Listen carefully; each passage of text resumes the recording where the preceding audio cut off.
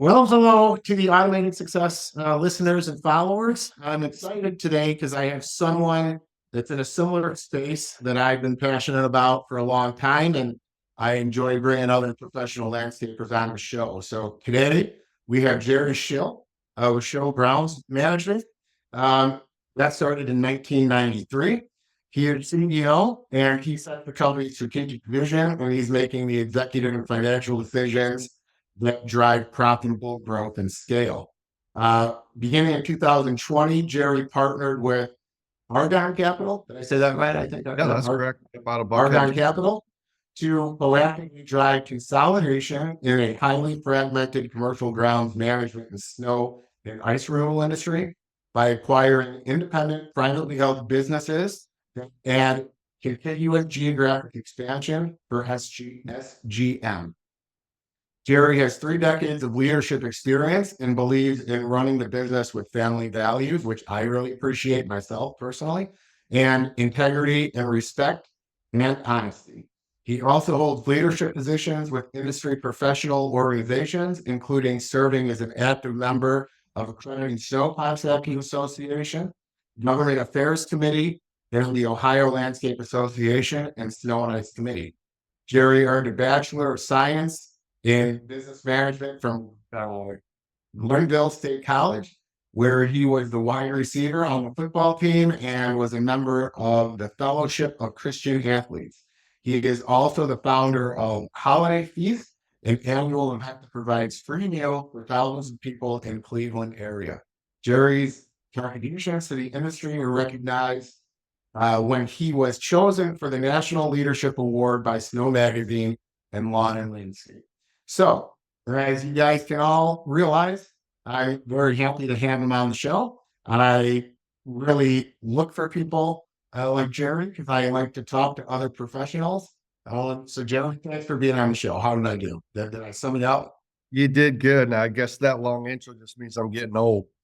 Well, I like to say you're getting wise. That's what it is. There's a lot of wisdom that comes with experience and age. So the very let's just get started with what inspired you to initially get into the business in the first place when you first got started. Yeah, so it was a little bit by chance. I had graduated from college and had a little bit of time between starting my degree, a job with my degree, and I was introduced to a local school teacher who happened to have a small landscaping business. So he agreed to kind of let me like step in for a short period of time and fill the void. And I just instantly fell in love with the business. The thing I probably love most about it, I tell people, is the creative side of it, for one, and then also the ability to kind of go out and continue to be entrepreneurial. So he was really good about letting us kind of mix it up a little bit from an operational standpoint, but he also showed us how to estimate and showed us some of the creative aspects of the business and really how to deal with customers. And from that point forward, even after I had started my career with my college degree, I kept being tugged back into this thing. And my brother was graduating the following year. So that spring is when we kind of made the strategic decision that we were just going to go all in and start our own. So that was 1993, and we haven't looked back since. So now is your brother still involved in the business with you? 'Cause I don't know if you know my brother and I, we were in business together also, so it's interesting. Yeah, so there was three of us that were involved in the business. Two of us are still engaged in the current Schill platform, and then my other brother Joe, who was one of the original founders, has an amazing design build firm here up in the Cleveland market called Green Impressions, and they're crushing it, doing some amazing projects all over the region. That's awesome. So now, that we're talking about the landscaping side. So, of course, I have a question. Did you start as landscaping and then get into snow, or which came first? Was it snow and then landscape? What was it? Yeah, I think, we started out very traditional. Like, we were doing everything for everybody at the time. We probably had P&L that had 10 different profit centers on it. And Uh-huh. like most businesses over time, we started working with a bunch of consultants. Frank Ross was kind of an industry icon who played a big part in the architecture of our business as it is today. Just continued to kind of educate us on kind of some of the nuances of the business and how to consolidate some of the services we were doing. and really start to streamline the business so we could focus on the things that we did really, really well and stop doing the stuff that we didn't. So we've had a lot of help along the way. We've probably used every industry consultant that's out there in some capacity. We get the best of what they offer, and we kind of move on to the next thing. But I think one of the things that kind of differentiated us even a little bit earlier on was our education. Our parents, were our greatest role models even still to this day, but they really instilled in us this drive for hard work. And we were always very we kind of always tried to run towards the front of the pack. We always tended to kind of take things over and really get involved in and get engaged. And I think that curiosity is kind of what led to what we're doing today. And we're still lifelong learners. All of us are. And I think that's really kind of what has led to the business and the way it looks today as we refine the business. I don't know how many different iterations of Schill there has been over the course of 31 years, but I can tell you it continues to evolve even today. Yeah, I mean, I think that's one of the things I think that differentiates the people that continue to grow. A lot of times it's always we're talking about numbers and stuff, but at the end of the day, it's identifying what the consumer base is looking for and not what the original game plan is, right? And I think the people that are willing to adapt to what the market is showing them are the ones that will continue to be successful for generations. So, I applaud you for that. So then right now, I only asked it like my brother and I, when we got started a little untraditionally. We started to snow first and then got into landscaping. So, and I know you're doing a lot of snow work also. So in that evolution, did you realize your customers wanted you to do the snow also to keep it all in house, or what did you guys, how did you guys get into that? Because that is part of your body. Yeah, so we took a little different approach. We kind of figured out what we wanted our business model to look like, and we kind of lived within the confines or the construct of what that model would do for our team and our customers. So we wanted to make sure that we were delivering on our brand promise to stay employee centered and customer focused. And when we did that, we just realized that we could not be all things to all people all the time. So that's what really kind of led to the evolution of the business. Today, we're predominantly a maintenance driven organization that does snow. We've got a very specific business model we try to operate in. And, obviously we've been acquisitive over the last few years, but not every deal is a good fit for what we're doing. There are so many great owner operators out there that have built amazing businesses, but that doesn't mean they all line up with who we are and who we want to be. So we're very confident in our identity, and we stay super focused and super disciplined on that. It doesn't mean one size fits all. But at the end of the day, even through the growth, it really allowed us to focus in on the type of people that we needed to help us run the organization. My brothers and I, we had our unique abilities, so to speak, and we really leveraged those and looked for help in the areas that we weren't really good at or weren't really interested in doing in the business. And I think one of the things that we were introduced to early on, there was a group called SCORE, the Senior Council of Retired Executives. And they really just encourage us to really stay focused on our unique abilities and what we did well, and just continue to surround ourselves with good people, and surround yourself with good people before you need them. Because they're really kind of this stair step approach to growing your business. You need good people that understand your culture and the business dynamics before you can really go. You're taking a big risk by leading with the business and not with people. So that statement in itself kind of leads me to my next question, because of course you partnered with Argon Capital.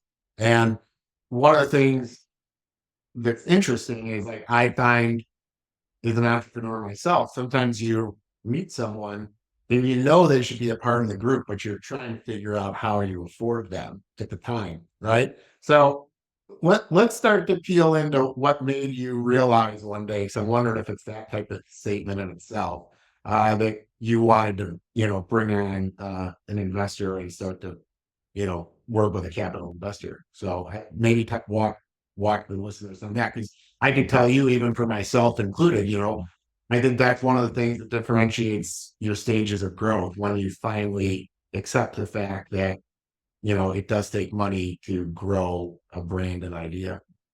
Yeah, I think even before talking about my relationship with Argon and going out and seeking capital, right? A lot of owner operators look at hiring a person or adding a piece of technology as an expense to the P&L.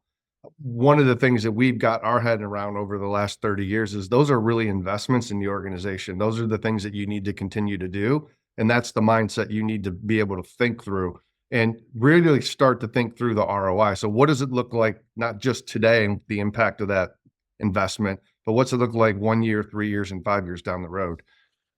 As I started thinking about, and just to kind of back up a little bit, I've been in a group called Vistage for the last 12 years. I don't think learning is ever done. And I've been able to really kind of get involved with a lot of really, really smart people. In 2012, we transitioned the business from being a design build and a maintenance organization to strictly a design build. So we were kind of reborn here in 2012. And from that point, I used that education that I've been receiving in Vistage to say, hey, look, here's the business model I want to build and develop, for the next generation of our team. And that was really focused around this idea of maintenance, enhancements, and snow removal, and being really, really focused and disciplined. And that started really with the investments in technology and people. When you layer on the technology or give people a good technology stack, right, it allows and frees them up to do the things that they're really, really good at. And it allows you transparency into the business. When I started thinking about taking the mousetrap that we had built from 2012 to about 2018 and expanding it, I began to look at acquisition opportunities, not just around Cleveland, but kind of in the region, and quickly realized that going out and being acquisitive was really expensive and a lot more complicated than I had even given it credit for. We had taken the business from one location in Cleveland to two, just kind of to test our thesis, and then eventually 3 locations. As I started thinking about growing the business, both acquisitively and organically, I started thinking about, all right, I'm 49 years old at the time. And what does that look like in terms of debt? How much risk was I willing to take? And, what were my options? Well, there's a traditional bank, right? Going out and taking out loans. But the reality is, and I think kind of the misconception with private equity is they're just another capital source for growing your business. There's venture capital, there's private equity, there's your traditional banks. So when you think about private equity, it's really about partnering with just a different form of financing. So when I started thinking about what we wanted to do and where we wanted to go and the business model we had built, how do we scale it? It became clear to me that, partnering with a group like Argon Capital has paid huge dividends and really allowed us as an organization to take what we built and just really scale it across the region. So now what made you decide, them versus, so Oregon Capital, I'm assuming I should research this. I feel kind of, I'm assuming they are a PE firm, right? That's an assumption. So what made you decide? I mean, I have my opinion, and I'll believe it until you say yours. But what made you decide to do that versus traditional bank? I mean, I assume banks are very conservative. They might not have fit the acquisition model we're hoping to get. Is that what was one of the decisions for you, or what? Yeah. So traditional banks are, ridiculously more conservative than some of these private equity firms or venture capital groups. So it became apparent really, really quick. And at the time, we were actually using kind of a community bank, and they were fantastic as we grew the business over the first, 20 years or so, 25 years. But they have lending limits and they've got requirements and restrictions and all of those things around working with the private equity space. So it became pretty apparent that exploring some of these alternative forms of raising capital was going to be a requirement for us to continue to grow and scale the business. Our business was doing extremely well. When I decided to start doing this and really made the decision to partner with Argon, it came down to people. They had, they're the smaller private equity firm. They're really closely held and they've done a really good job of being able to go out and raise capital, but they own a bunch of businesses that are very people centric, very people forward. So they understood the kind of the industry that we were in and the dynamics around people. And they've been extremely supportive in that journey for the last 4 years. Well, that's fantastic because it sounds like, I mean, the thing for me, then, like I said in the introduction, you're trying to have a family focused type business. And at the end of the day, your people do feel like extended family. So when you're making a decision like this, I'm sure it's like making a decision for your family and trying to figure out if that's going to be the best decision for them. So I'm sure that was a decision that you didn't take lightly, and it sounds like you made the right decision from the way you're making it sound. So congratulations on that. Yeah. Well, and it's interesting because I think the single biggest responsibility we have as owners and founders of these companies is to make sure that we take care of our people. And that means this business needs to be built in a way that it's going to be sustainable for them and their families and the communities that we're serving. So this was about 50% succession planning for me. My children are not involved in the business, and I knew that, God forbid something happened and, I wasn't here any longer, that the business was going to be set up for success. And that's really been kind of the most rewarding part about our journey the last 4 years is we have partnered with some amazing organizations. We've remained entrepreneurial. I'm an operator, so I get all the struggles and the challenges that, business owners have. And I think that's been a huge differentiator in what we're doing. But it's again, every single person that we partnered with along the way of this journey is really concerned about their people and what that looks like into the future. And by coming together, the collective wisdom of this group, we build a stronger organization that's going to be here long after we're gone. And that's really been what this is about. Yeah, I think that's really well said, and I think that it's my hope is that people that work in the space for great leaders and owners actually hear that, because I think sometimes there's a common misconception that when an owner does something like that, they're chasing the money, but a lot of times I don't think they understand that they're actually just doing what you're doing, making sure that they figure out that succession plan before they are at a point or an age where someone's looking at it saying you need an exit, so you need us. It doesn't give the owner the opportunity to interview the right partner. You're kind of stuck taking whatever partner will take the brand on, right? I'm not sure that's something you thought about, but it's just something I want people listening to think about is every owner gets to this point in their time where they have to start to think about their future. So I think it's great that you did. And this is one of the reasons I do the show is to help people know when the time is right, because there's nobody teaching this kind of thing. And So it's important to remember that we've done 15 acquisitions over the past 3.5 years. And in most cases, we've solved for a ton of owner objectives. Some owners stuck around for a year or two and they were retiring just because of their age at the time and kind of health reasons. There's a host of different things. And then there are most of the owners that are still involved in the business in some capacity. Now, the important thing to note is most of these owners, all of them, none of them need to work. They're all doing it because they love what they're doing and they're passionate about their people. That's what is cool about what we've been able to do over the last 3.5, 4 years is that we built this owners network that gets together and discusses things that are going well and things that aren't. And, they act as a sounding board for me and, bouncing and sharing ideas off of them. They tell you all the things you're doing well and the things that you're not, but you're getting that candid feedback in real time, which has been super helpful as we continue to grow the business. Every day isn't a perfect day. We got the same issues at our current size that we had when we were, $3 million. It's just exponentially larger, more zero, yes. more bodies. So that's the thing. And I think that's kind of the misconception with these equity backed companies or firms that, or owners that sell their business, that they're just kind of like sweeping their chips off the table and leaving. And nothing could be further from the truth. Again, it's really all about people. Yeah.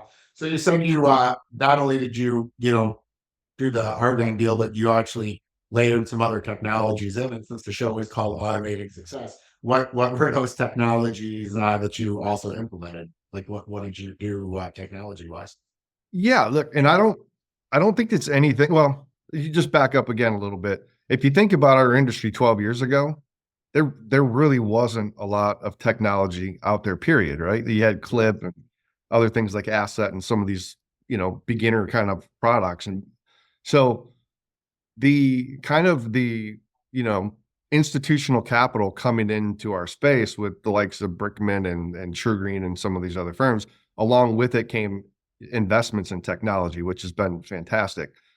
So you think about where we were 12 years ago and where we are today, it's dramatically different. And technology, just like any part of the business, right, is never done. It's constantly evolving. You think about AI, they taught me how to use Chat GBT like a month ago, and I'm just blown away by even little things like that. But I would say we took a lot of our operating systems. We graduated from one operating system and went to Aspire. We were one of the early adopters, arguably the first or second person on that platform. That software continues to evolve. We went from a basic QuickBooks accounting package to an enterprise level accounting system. We've upgraded and advanced the payroll technology and kind of the human capital component of the business. And we're doing all this stuff with GPS, trying to optimize routes and conserve fuel and create a safer environment. So all of these pieces are just really good tools in the toolbox. And we're not leading from the tip of the spear, in every category, but we're certainly testing the waters on a lot of things. So I think we're on the front edge of, being, embracing all the technology that's out there. But when you kind of get the scale, you kind of have to be a little bit of cautious and test some of these things in certain markets and real before you really kind of deploy it across the entire platform. Yeah. Yeah, no, it's interesting because you're right. I mean, there is so much technology in the space. I mean, I'm going to GIE this year, and I feel like the more that comes out, there's almost this like paralysis by analysis thing now. There's so much available that everybody's just wanting to try to figure out which one's best. And really, I always try to tell people is like figure out which one probably fits your organization the best, and just start to use it and kind of, I don't want to say silo it off. So I never like to build silos in business, but just kind of take a look at it and figure out before you get into deep, if it does help or not. I think that, you know, how you're consolidating the space, one of the things that I feel like is the automation will also consolidate space, whether it be software automation or automatic lawn mowing or mowers. Because what will happen is in order to have those units, you'll have to have capital to buy them and to purchase them, put them out into service. So it's one of the things that I think right now might be slowing the space down is people not knowing how to pay the capital. So, um, you know, all Well, this and I kind of think stuff is interesting. I think there's manufacturing constraints as well. Like, being able to get some of these larger autonomous mowers and then actually having skilled technicians that can run these things. I mean, the workforce is going to evolve and change as well as this technology continues to evolve. And I think it's important to note for listeners as well that, you can start small, right? And the tech stack can continue to grow as the organization grows. You can kind of layer these things on as finances and kind of the evolution of the business kind of takes on a life of its own. And you don't have to do it all at one time. And, we use Aspire, we're using Acumatica from an enterprise level, but it doesn't mean if you're a smaller contractor, you can't consider LMN. I think you need to be using something. I think trying to operate a business today without some form of technology or, automated operation system is almost unfathomable at this point to think of how you could do that. Yeah. Yeah. No, it's funny because like we're so focused in snow. I feel like a lot of these software companies, they're really lagging in the snow side of it. They've been so focused on the landscape side. But like we in our snow side, we have an Excel spreadsheet that can tell us the top five performers in every task, whether they're a machine operator, a snow shoveler, and then the bottom five. So our top five trade our bottom five.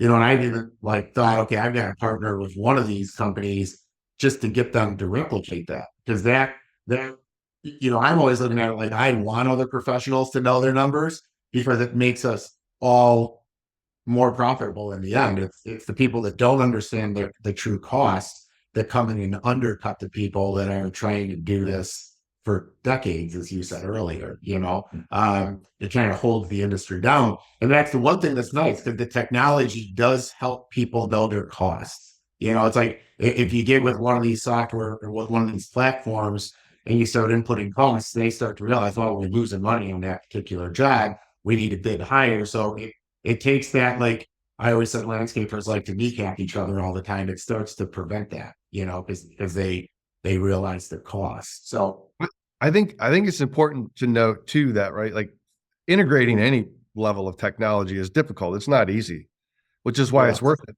it in the long run. But I also think it comes down to mindset too. People need to be willing to change. Like, you can't take a piece of technology and expect that it's going to do every single thing that you need or want it to do. It's like, where can you find critical mass and where does it become better than what you've been doing?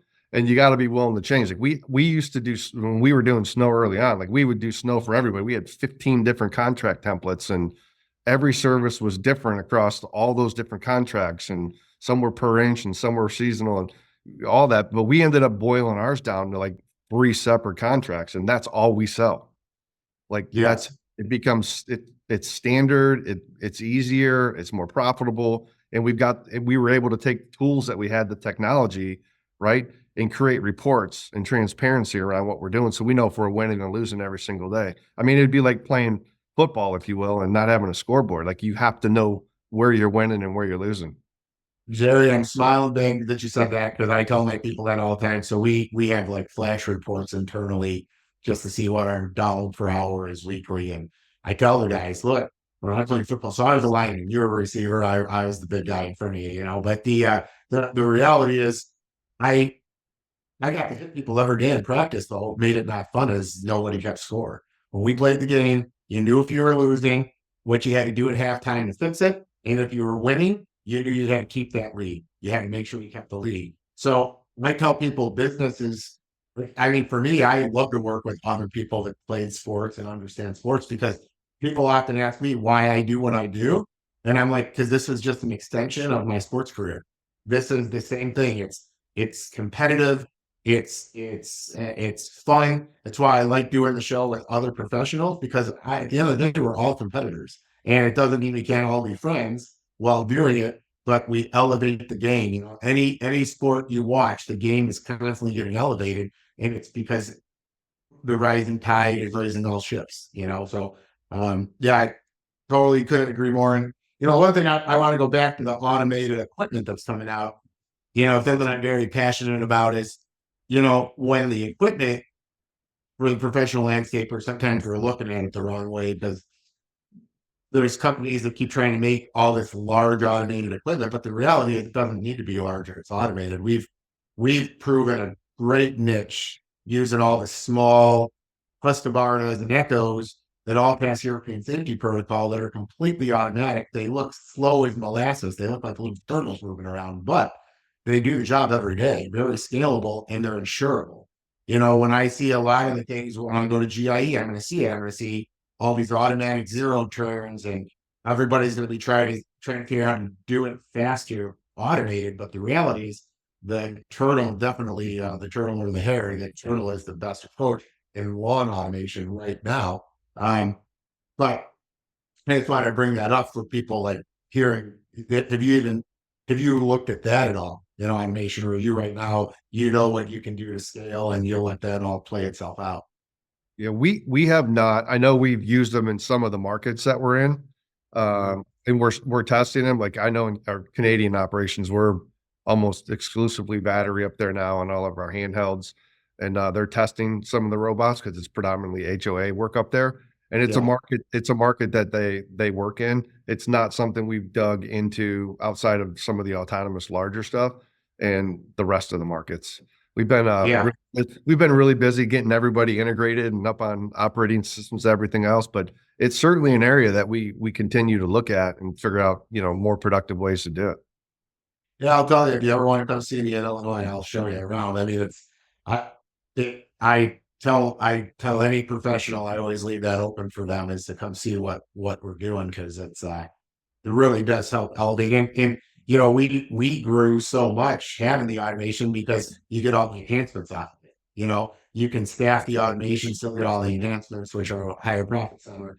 So just we'll kind of leave that where it's at and keep moving through, but uh, just might interest you if you wanted to. So, you know, how did you make sure that once you partnered with them that you were still going to be able to run the business, emphasizing your family values and the integrity and respect? Like, were you ever worried about that with that group, or did you make it clear up front that this was what you wanted to do if you partnered?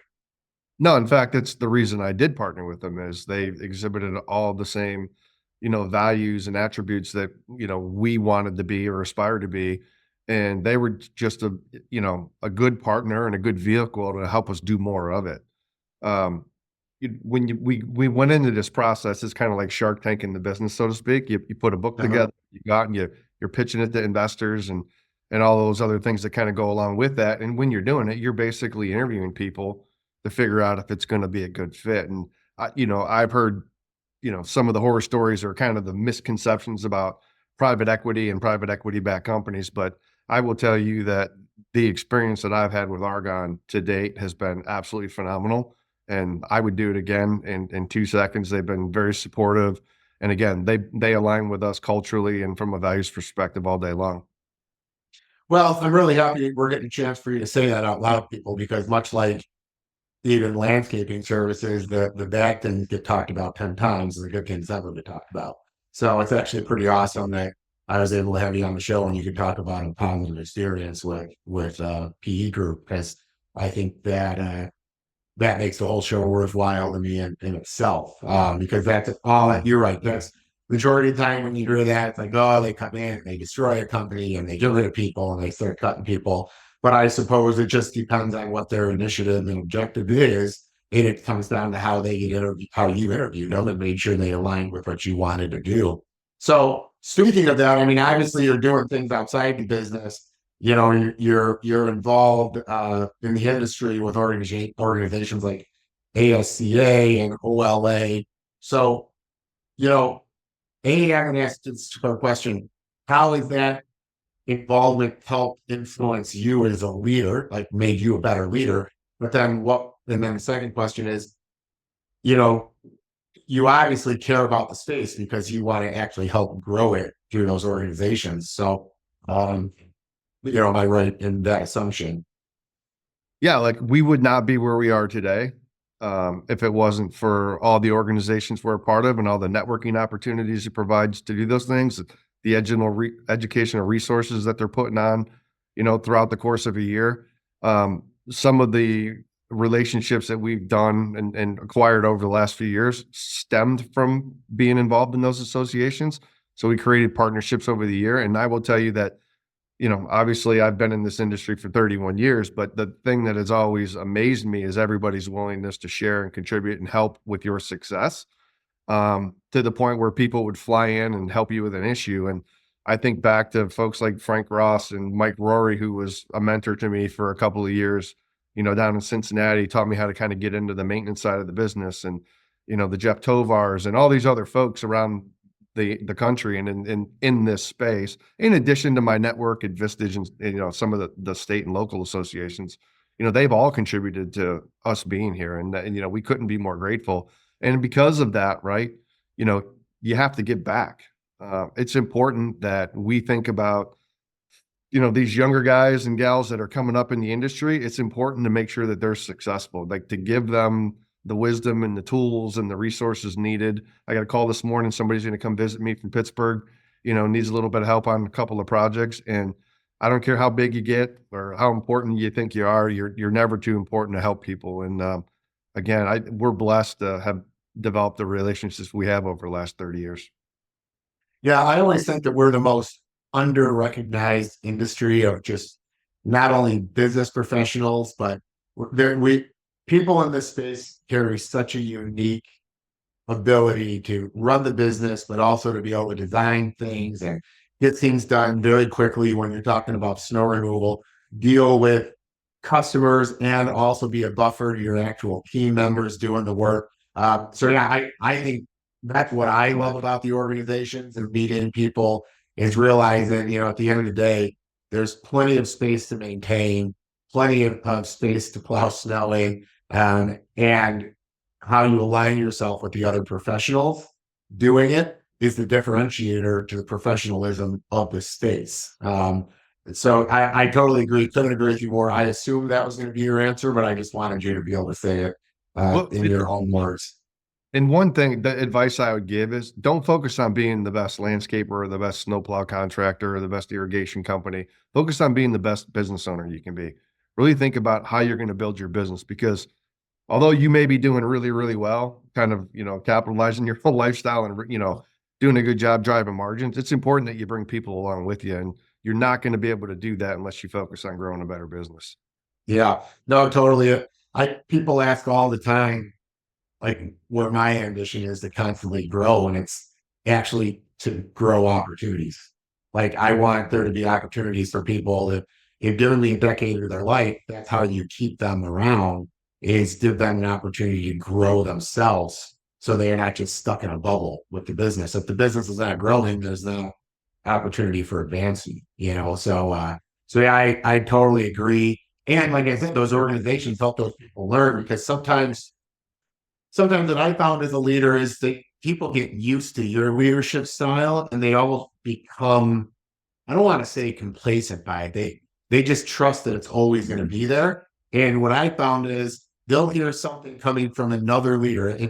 If my team got introduced to you, you could probably say something that I've been saying, but just in your own unique way, and it'll resonate with them. So that's another thing that's really great uh, about how willing people are to mentor others in our space. So Yeah, like my personal beliefs are, you got to be hungry, humble, and smart. Like you can be an extremely nice, caring, empathetic business owner, but at the same time be extremely aggressive and want to grow your business as long as you're doing it for the right reasons. And you yeah, know, it is a very humbling experience to wake up every day knowing that there's 1,400 people counting on you to make good decisions, right? In the best interests of, staying employee centered and customer focused. And those values and those kind of beliefs are what really drive the organization. And again, it's a messy process. Being a business owner is hard, especially when you're scaling a business like we've been doing, but it is so rewarding. And it I have to sometimes pinch myself when I think back, or I sit down in the morning at 5 a.m. and read every day, and just kind of like take a minute to be by myself and silence and think about the journey we've been on and how fortunate we have been. And it's always comes down to we've got great people behind us helping us drive this business. I got to share a story with you. I just got back from England, and there's an automation friend of mine owns a company in the UK, and I was over there helping him out because he's battling cancer. Bill's in his 60s, and I asked him, I said, "Hey, as a 45-year-old entrepreneur, do you have anything that you regret now that you're in your 60s and this is happening?" He goes, "You know what, Joe? I don't regret a thing. I enjoy being around the people that are part of my business my entire life. And it's why he was in the office, he's probably only got a couple months left to live. And he was like, being around my people is the equivalent of being around anybody in my family. And that to me made me know everything I'm doing is not crazy. Because sometimes you meet people that don't have the bug like we have. And they're like, dude, your life revolves around that business. And it's like, oh, my life revolves around the people in that business. And those people in that business are some of the deepest relationships I have in my life. So when you talk about doing it for the right reasons, I think the companies that are the most successful have leaders like yourself, like Phil, that really devote their life to making sure those people have a place to come and feel safe and secure. You Yeah. know, yeah. So, anyways, I'm trying to share the story because I hope Phil and Billy how esteem and be nice. It's just nice to share that. So you've been in business. You've been providing these services for 25 years. Um, Besides the obvious, just your people. And it's kind of a question now that I have written down, but I feel like it almost answered itself. I mean, your people are the reason you've been with these people for 25 years, right? Yeah. I mean, this is a service industry, right? And it requires people to go out and provide those services. And I, jokingly say all the time, you can't treat your people like crap and expect them to treat your customers like gold, right? You have to respect these folks and the value they bring to the organization and give them the resources they need to do it. One of the areas I think that we struggle with and need to get a lot better at because we are far from perfect is employee development. I think we need to be able to give people a path, a career path or a career ladder, right? Where they can kind of develop themselves, help develop themselves. Because training something you do with people, not to people. There has to be participation on both sides, but it's something that we're real passionate about right now, and we're working hard on is to figure out how do we do that? How do we professionalize every layer in our organization so they can see a future within our organization? Little thing like the hat, Zach Strausser, he's one of our partners. He's passionate about people and in the green industry. He owns Urcher, but he's got this awesome mission right now that he's doing with Green Collar. And it's really about bringing awareness to our industry and the amazing people that are part of it, and all the, the crazy work we're doing. I mean, it's a $168 billion industry. There are a lot of people helping drive this thing. And he's doing some really cool stuff about, getting people energized and kind of, brought back into the trades, if you will. And I think that's what we need to do as an organization, right? Is we need to give people a pathway to success, help them be better versions of themselves. It's funny you just said that because I don't want to seem like I'm ripping him off. By the way, I think he was supposed to be on my podcast and something happened, so I got to get him back on. But my stepson, his girlfriend asked, he does robots for us, and she said, "Well, so is that like blue collar?" I said, "No, it's kind of like green collar." I mean, it's like everybody talks about blue collar, but our industry is very professional. He does technology. I'd call it green collar. So it's funny that you're bringing up the green collar thing because I truly think our industry with all the technology advancements and stuff, I mean, the little different than maybe the way he sees it, but I even telling people that too. There's going to be a whole other collar for me. It's green collar. So it's what it is. And yeah, I mean, I think that you brought up something else that I always think is interesting about our space, and it's something that I've been trying to become better on myself as a leader. It's one of the reasons I got so heavily into automation is, we'd have guys in maintenance that would ask for a raise, and I would know, okay, how much money can maintenance actually pay before I can't support it. So then in my mind, the natural evolution is, well, I'm going to turn you into a bricklayer or a manager, but all too often we assume that someone moving up in the business wants to move up into that space. And one of the things that I like about automation was I said it kind of broke, I call it the glass ceiling, where if somebody truly is passionate about maintenance and wants to just continue to service my maintenance customer, how can I make that part of the company profitable enough so that I can allow those people to move up in that vertical and not end up having to move them someplace that they're really not passionate about? They might not ever want to lay brick in their entire life, So talk about the career advancement and stuff in the space. That's something that I have realized as a leader. You have to offer people the opportunity so they can pick what they want to learn about, not where we assume we have to move them to get them paid more. If you found that yourself, it's something that you guys have to work on, especially now that you have 1,400 people you're trying to move around in an organization. Yeah, so I'm a big fan of incentive-based pay. So I believe that you reward people for the behaviors you want, not hit them with a stick when they don't deliver the outcomes that you expected, right? Like, Yeah. you have to have technology to do that. So in our organization, it's like, we've got metrics for account managers and operations managers. 100% of those metrics come out of our operating system, which happens to be Aspire. So they're all measurable. And basically we put a carrot out there and says, if you go do these things and you're really, really good at it, right? If you're an A player, you're going to get rewarded X, right? And then it's kind of tiered. So Hunter Lott was the HR guy that I was introduced to, and I just loved the whole concept. But it forces people, or at least will attract people that are willing to bet on themselves, given the opportunity to go out and be successful. And, I think that's what's cool about former athletes, right? Is you're willing to play the game and lose over and over and over, whether it's a play or a game or a season, just for the taste of that one win. And that's, I think, Yes. what's really exciting. I think that's kind of the entrepreneurial spirit. It's kind of the same way. Like, not every year is a good year. You got inflationary pressures this year, and discretionary spending's tightened up. It's an election cycle. You've got all these outside influences kind of coming at you every single day, but you kind of get beat up a little bit and you get back up and you just do it over and over and over until you're successful. And I think that's what's pretty cool about it. After this podcast, Aspire's going to be after me even more than they already are because, I've always been trying to figure out how to get a pay for performance going in our company, and out here, and you're doing that with Aspire, just keep my interest even more with them, Well, and the cool part is they got their dashboards and dials, like their accountability dials. Like, we don't need to police the behavior. They can police their own behavior.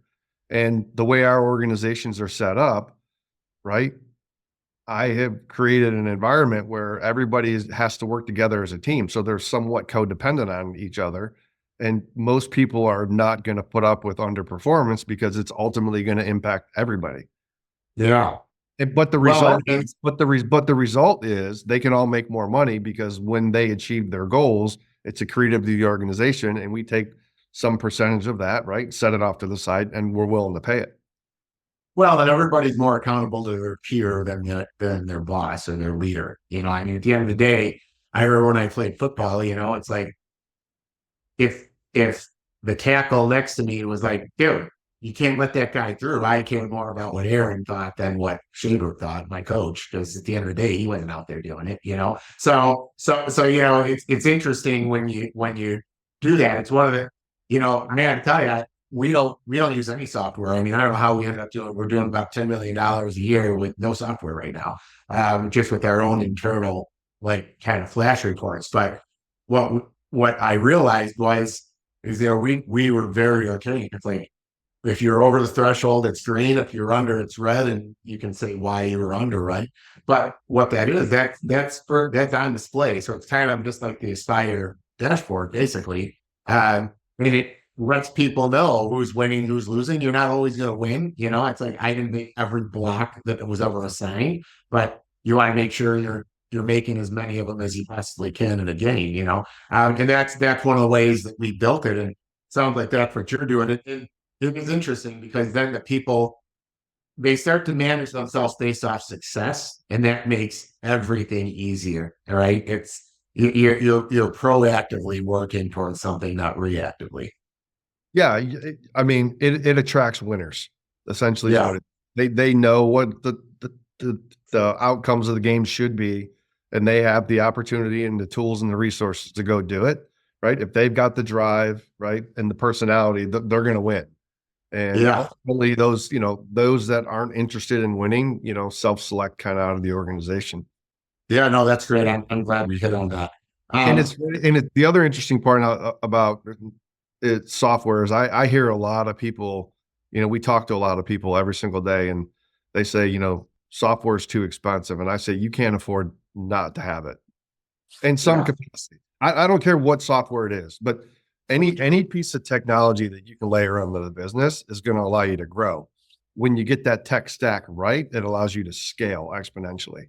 And yeah. that's one thing that I will kind of echo, especially a lot of our baby boomer friends, and I'm not too far away from them, but you know, they've kind of taken a hard stance on they don't want to do it. But I think the problem is if you don't do it, people are going to start passing you by, right? Like you have to evolve and change with the times.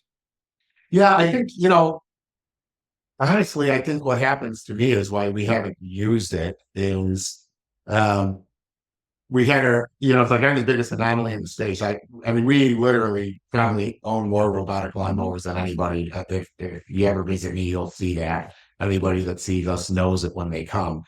And I have those, but we don't have the software. And it's because when all the software companies were coming out, you talk about working with people, we worked with a management company in 2016 that basically put everything together for us internally. And there was one of those, okay, we have a system that works. We have a system making us 19% net on what we're doing. Why are we going to change it? Right. But you are right, because now, like you said earlier, you have to constantly evolve and kind of shed your skin. You start to look and you say, okay, that system was good for us then. Where are we wanting to go? No, now we've added these automatic lawn mowers. There was not really a report for that. So we're trying to kind of copy and paste the report over. But on the flip side, and as soon as for Aspire to hear it, I'm going to get one of these software companies that just works with me to make a sheet or a way to track the automation, because that is also going to be the future. Like they have to get going on that quickly. In each one of those, they want to focus on working with the manufacturer, but the reality is the manufacturer doesn't put the stuff out to use. So the manufacturer doesn't know what the reset rating is. Like, I can tell you, like my Husqvarnas are down 13% of the time. My Echoes are 7% of the time. It's like you can actually start to forecast a metric of how long they'll sit parked and put that into the software. But the manufacturer is never going to give you that. The manufacturers make it sound like their stuff works every day perfectly. They never need anybody to maintain it.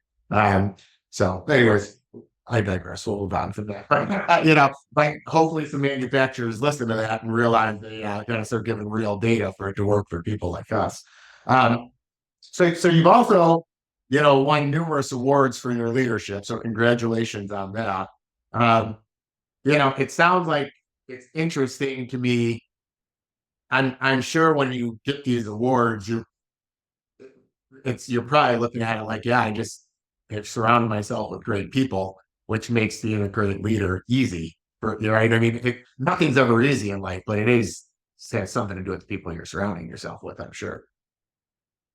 Yeah, And and attracting winners, like you just said. You know? well, and it doesn't matter what the award is, right?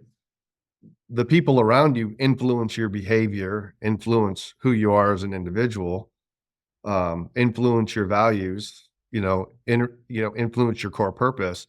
They're really the catalyst behind being able to go out and do those things. And again, if it wasn't for being surrounded by good people, like, you know, you become a byproduct of who you hang out with, right? So, Correct. uh, you know, it's easy to say, oh, like, I give all the credit to the team. Well, I mean, the reality is they deserve it. I mean, that's, you have some part, you play a role in that, but you can't in any, I don't care if it's this industry or any industry, whether you're a politician, whether you're a movie star, right? It's the people that you bring along with you that help you kind of get to where you want to go. Well said. So, we've talked a lot about this, and I want to make sure I talk about your experience as a student athlete. Um, I feel like we already kind of touched on it, but how quickly did you find yourself feeling like you're relating one to the other? Because I can tell you personally, for me, I said already, it's like my life as an entrepreneur just feels like an extension of me being an athlete. I'm assuming it's similar for you, but I want to see. Yeah. So I think, and wrestlers in particular, and I've never wrestled a day in my life, but I just think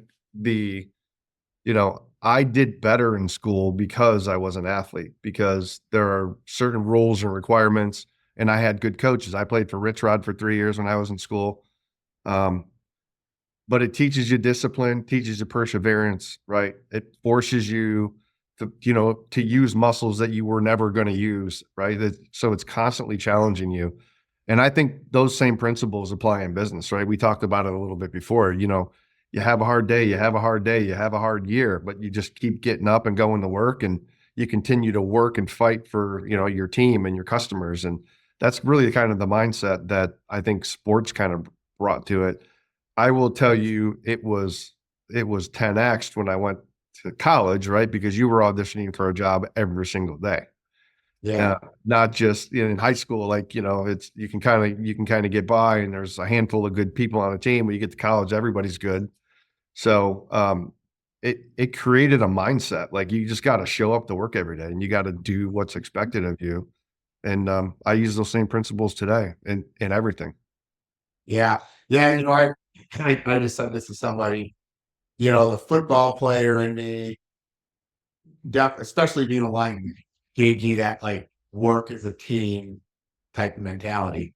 But the wrestling side for me gave me you know, there's some moments in life where you start to realize this is on me, and I'm either going to win or I'm going to lose. Um, Kind of and that's when it's really like 3 o'clock in the morning, and you're running behind at a store someplace, or you have a problem because there's an equipment a piece of equipment that didn't start. That's the part of me that's like, yeah, I'm gonna put it on my shoulders, and I'm gonna go, and I'm gonna show them how this is done.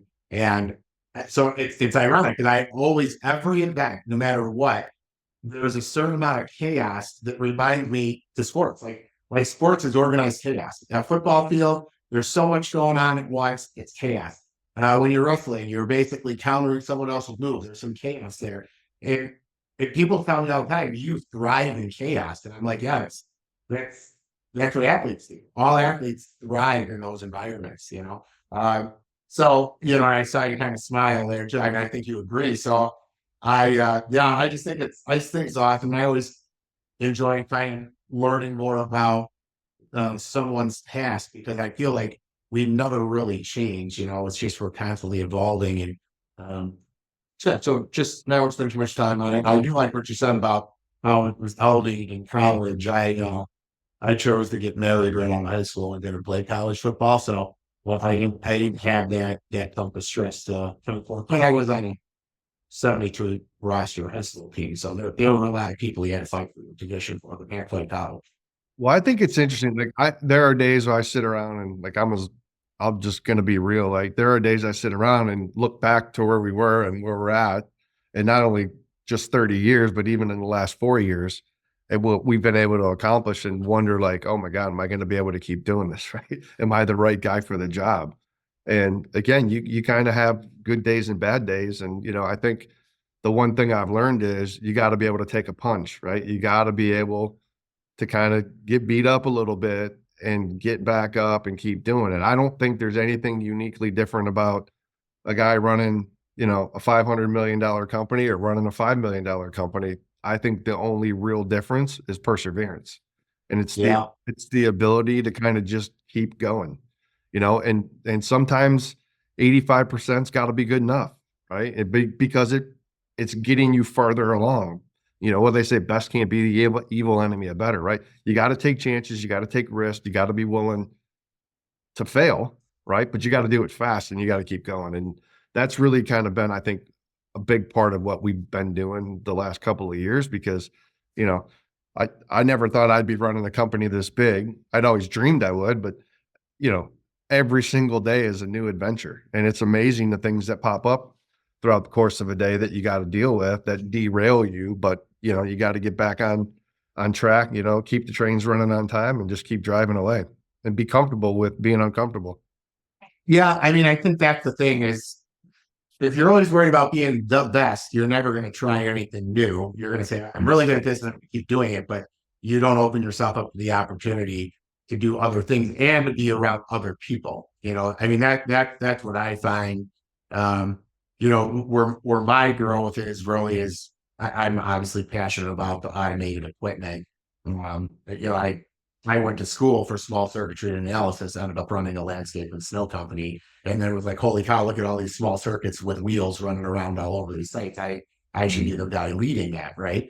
But yeah, I mean, the easy route for me would have been to just take and keep it at Langton and just keep doing it at Langton. But I realized like, wow, I could take a risk trying to help other professionals bring this out, come up with a subscription model for them to mitigate their risk, but still get it, get them automated. And had I not done that, I wouldn't be doing this podcast. I would not be talking to you. I wouldn't have talked to all the great people that I talk to now that I probably would not have had I not gotten into that space. Then you bring up sports. I mean, every day in sports, when you play football or whatever athlete you are, you wake up sore after practice. So I always kind of laugh. I don't know if you've ever felt this way. People will be like, you can always tell when someone's an athlete or not. Because like, man, the 40s have hit me hard. I woke up today, my ankle hurt. I never felt that before. And I'm thinking, holy shit, my ankles hurt when I was 12 years old. Every day after football, I had something hurt. I don't feel any different at 45 than I did at 22 because I pushed my body every day that I can remember. And I think that's the thing about true leaders and entrepreneurs is we've been pushing so long, we don't know what it feels like to not push. Right. Yep. And I think it's interesting because not everybody wants a big business. Not everybody's ever going to have a big business. There's nothing wrong with running a great $2 million business. If Yeah. it meets your lifestyle and it's providing for your family and you're comfortable and, all entrepreneurs are somewhat risky, right? But, they have a different level of risk aversion than somebody like myself or, some of these other CEOs that are growing great platforms around the country. So one size doesn't fit all, and you don't have to be somebody that you're not. Like, be who you want to be and just be really good at it. And you have to think. I would challenge people to think differently, challenge your basic assumptions, right? Get in your own head. If I was going to start over, I probably would have been a little bit riskier, and it may sound funny to say it, I would have taken on a little bit more risk early on.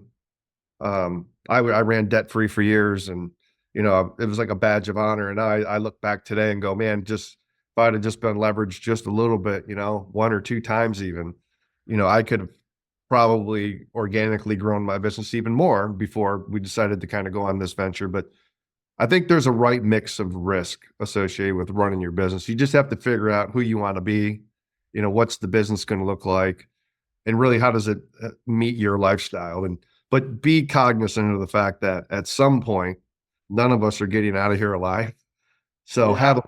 have a plan in place. Transitioning a business is not a transaction, right? You have to prepare to exit the business. Whether you're going to shut it down, you got to let customers and employees know, or whether you're going to sell to your employees, you got to have something in place, or you're going to sell to strategic or a platform, whatever. It takes planning, and to go full circle on technology, I will tell you that today, to effectively transition your business to whomever, right, requires data. A due diligence is, tougher than it's ever been. And two things kill deals: time and chatter, right? And if you can't put together a good package for your business, regardless of who you sell it to, it's going to be really, really tough for those people to kind of take over your business when you decide to exit. So I would say, just be thinking about how technology and all these other things could not only add value to your business, but are going to help you when it comes time to kind of exit your business and walk away. Yeah. So I got to ask you a question. You obviously were willing to take on the risk. You said one brother's doing one thing, one is still with you. Are you the more risk tolerant brother, or the less? 'Cause I can tell you, my brother does not like risk at all. So But, yeah, I'm the gambler. yeah. So It's you are the Jim. Yeah, it's yeah, it's yeah. it's calculated risk. It's not reckless. I mean, you seek out advice, and you have mentors, and you ask for guidance, and then you kind of sit down and get in your own head and figure out, you know, what am I willing to do here? And, I was at a point in time where I was willing to bet on myself, and so was my brother. And we took a chance, and it's panned out. And at the end of the day, I think it's because we're doing it for the right reasons. We really do care about our people. We really do care about the industry. We want to raise and professionalize everybody in it. And I think maybe it's just brought us some good karma as a result. Yeah, I'll no, take that's awesome. That's awesome. Yeah, I never meet near my brother in person. Like, my brother is younger than me, but has more gray hairs, and he tells everybody it's because he has to tolerate my risk. Like I always push him by and let's go, let's go, let's go. But I said we're a good we're a good combination. He's probably kept me from running us bankrupt, but on the flip side, I pulled him out of his comfort zone so we could grow. So I just needed to touch on the brother dynamic, because I will tell you, and I'm really happy for you, and I'll congratulate you on this, because when I tell people how long I've been in business with my brother, they're like, I cannot believe it. Family businesses don't normally make it. So we're like anomalies apparently on the show together, because well, uh, if we can't figure it out, my mother usually does. So yeah, yeah. So it's right, because my mom and dad, never really get involved, and we do. I will say that my brother and I think we both hold a great deal of respect for each other. So fortunately, my parents have never had to get involved. I think we both know when we pushed one a little bit too far. I always tell people that we just treat it like a good marriage. He's got to win sometimes, I've got to win sometimes, and you know, so. and the cool part about my brother Jim, who's in the business with me, he loves what he does, and over the years he's wanted to go into this role or that role, and we moved him in him, and he hated it. So like he's running a region. He's got like 8 branches that he's responsible for. He still lets me know every single day what I'm doing wrong. But at the end of the day, I think we've done a good job as a family, even as a family of brands, recognizing what we're good at and leveraging those unique abilities, and then just figuring out how to stop doing things that aren't adding value to ourselves or the organization, or giving them to somebody that knows how to deal with it. And I think that's been, kind of part of our recipe over the years is, hey, like, we're not going to pretend to be all things. Yeah, we're business owners. Yeah, we drink our own Kool-Aid sometimes. Yeah, maybe we put ourselves on a pedestal. at certain times of our lives. But at the end of the day, it's just like, we're just people with a sum of skills and abilities, and you just got to leverage the stuff that's good. Yeah, absolutely. Well said. So I want to make sure I'm gonna, this will be my last question because I thought it was awesome. I want to give you a chance to talk about holiday feast and what you're doing. It was inspiring for me to kind of read and see that. So, what inspired you to do that event and how have you been getting it to grow over the years?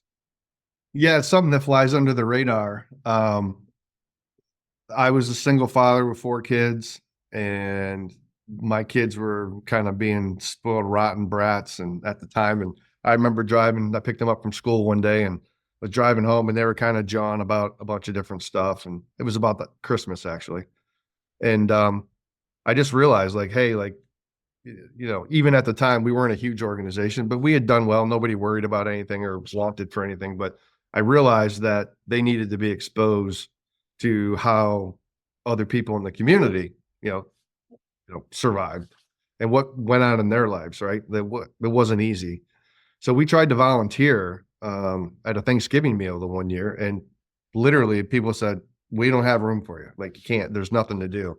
So I called a buddy and said, "Hey, Ray, you think we can put on a Thanksgiving dinner at St. Mary's?" And he, of course said, "Heck yeah, man, let's do it." It was like 2 weeks away. So started thinking about it, put one email together from my whole inbox, and a lot of people you would know from around the country, a lot of prominent business people. I sent it out and said, "Hey, here's what we're going to do." And I needed to raise like 2 grand to do it at the time, and got like 20 in like a week. So it went from being just Thanksgiving to all the holidays, and so we're celebrating our 15th year this year. We do all 3 meals. They're all home cooked. My mom was kind of really active in helping us over the years, shopping and doing all those different things. Local vendors have started kind of donating different things, so the money goes farther. 100% of the money from the charity goes to food. Any excess food goes to the hot meals program, which they serve hot meals 3 times a month. So it's just been really rewarding. The whole goal behind it was like, be the change you want to see in the community. So it was about getting kids involved. Today, about 50% of it takes about 150 volunteers for each event, between bakers and setting up and serving and all the other stuff that goes on. About 50% of the help is kids. So they're there, they're involved. Parents kind of stand against the wall, kind of supervise, but that's how it got started. And it just kind of evolved and over the years. And most of the people that gave us money that first year are still giving us checks every single year to kind of go out and continue to do this. And we went from feeding a couple hundred people to, 1,500. So it's evolved over time. I still go and cook and do everything. And I enjoy it. I think it helps keep us grounded, and my kids are still really involved.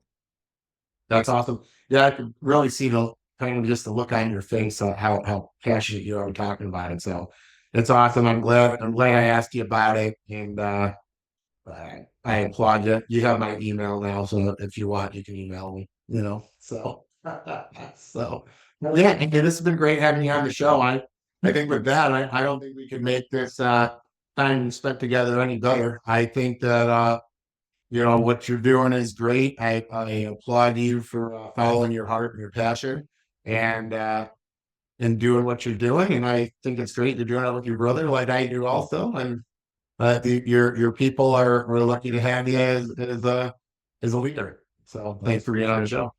I appreciate you continuing to bring awareness and, the professionalism to our industry and kind of the recognition it deserves. So it's super cool you're doing this and taking time out of your schedule to kind of contribute. Yeah, awesome. Thank you very much. Well, with that concludes another episode of Automated Success. Hope you enjoyed the time that we gave you here, and tune in for the next show. Thank you. Thanks, everybody. Thanks, everybody.